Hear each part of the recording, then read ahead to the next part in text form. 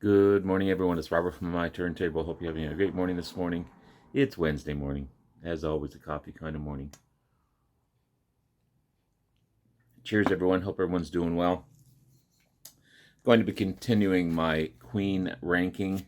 This time, their third studio album, Sheer Heart Attack, on vinyl. It's on the Elektra label. Another banger of an album, for sure. A little different than their first two. Because they become a little bit more commercially successful on this album with a couple of big tracks. November 8th, 1974 release, again on the Elektra label. And it's not as progressive as their first two.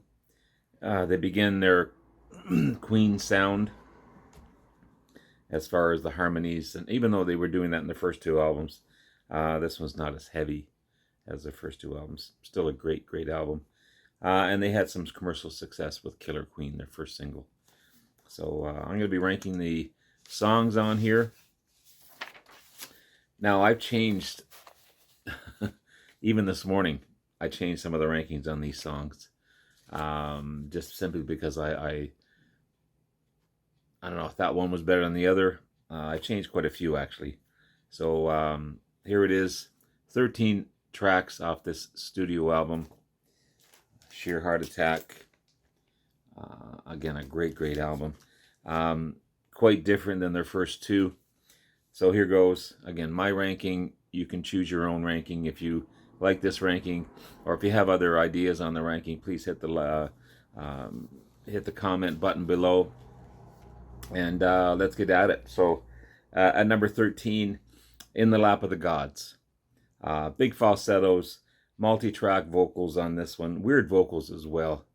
The lyrics, like it just, I don't know, Freddie did something to his voice. It's just weird. Not a favorite. I find myself fast forwarding this one or just switching to the next track on this one. So that's number 13, In the Lap of Gods. At number 12,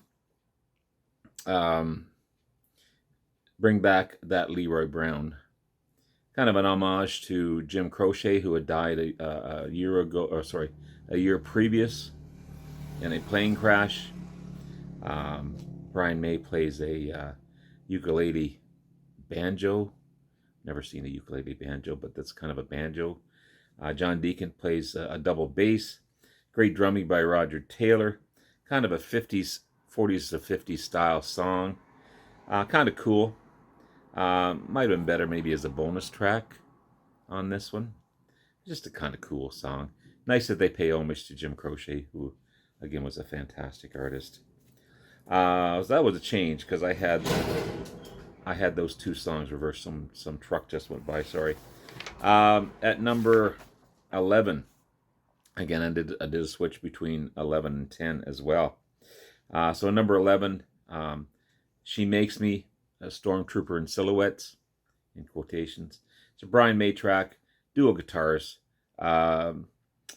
between him and John Deacon. John Deacon actually plays a lot of guitars on this album, which is kind of cool. I didn't realize he was a good a guitar player as he is or was. Kind of an acoustic track on this one. Just a steady rhythm that goes throughout the track. Doesn't really go anywhere, but it's still a nice little track for sure. So that's number 11, She Makes Me, Stormtrooper and Silhouettes. And at number 10, Tenement Funster. It's a song by Roger Taylor about youth and rebellion. John Deacon actually plays acoustic guitar in this one as well. Really good song. Great rockin' track. Roger Taylor's got such a great voice. And of course, great drumming on this one as well. So that's number 10, Tenement Funster. At number, again, I switched 8 and 9. So number 9, Dear Friends. It's a ballad written by Brian May, sung by Freddie. Bit of a break for what was to come on the album. So up until this point, not a bad bunch of songs, but nothing really standing out. So this was just a bit of a a nice little ballad to kind of prepare us for from 8 to the next bunch of tracks. So at number 8, Misfire, actually written by John Deacon. It's cool. And he plays most of the guitars on this track. Brian May was ill at the time. He's actually in hospital. So it's a nice light track. Only short, though, at 1 minute 49 seconds long. Sung nicely by Freddie. Kind of grows on you as you listen to it. Cool little track, Misfire. And again, it's cool that John Deacon, who kind of stays in the background, doesn't say a lot, but he's a pretty talented guy, I feel. So that's number 8. Again, I did a switch between 6 and 7. I don't know, just I was listening to the album again this morning. I said, I like this one better. So at number 7, you got Lily of the Valley, beautifully sung by Freddie. As the song builds, amazing harmonies. Another short track, but Lily of the Valley. Then we get into the top 6, which this is when the album shines, I feel. So at number 6, Brighton Rock. It's the opening track on the album, originally written for Queen 2, but they felt it didn't fit on Queen 2. About two young lovers, Jenny and Johnny, who go to Brighton for holidays. Great opening track. Rocks it out in the middle of the track with this 3-minute solo by Brian May. Just remarkable stuff. That's at number 6. At number 5 is Now I'm Here. I love Now I'm Here. It's a great track. It's in the top 5 for sure. Classic rock track done Queen style. Written by Brian May. While he was actually in hospital, he wrote this track. Love the rock guitars on this one. Great harmonies as well. Now I'm Here, number 5. At number 4, the big hit Killer Queen. Their first big hit. Love the opening finger snaps. Classic Queen harmonies. And Brian May guitar work. Unfortunately overplayed, as most classic songs are overplayed. So if I never hear it again, or if I don't hear it that often, I won't miss it. But still, it's got to fit right in there at number 4. Light and cheerful, classic track for sure. Another switch between 3 and 2. Again, I tell you. So at number 3, In the Lap of the Gods Revisited. Big bombastic track for sure. Highlights Freddie's vocals and the harmonies between the rest of the band, which is a given. I mean, Queen is just classic harmonies.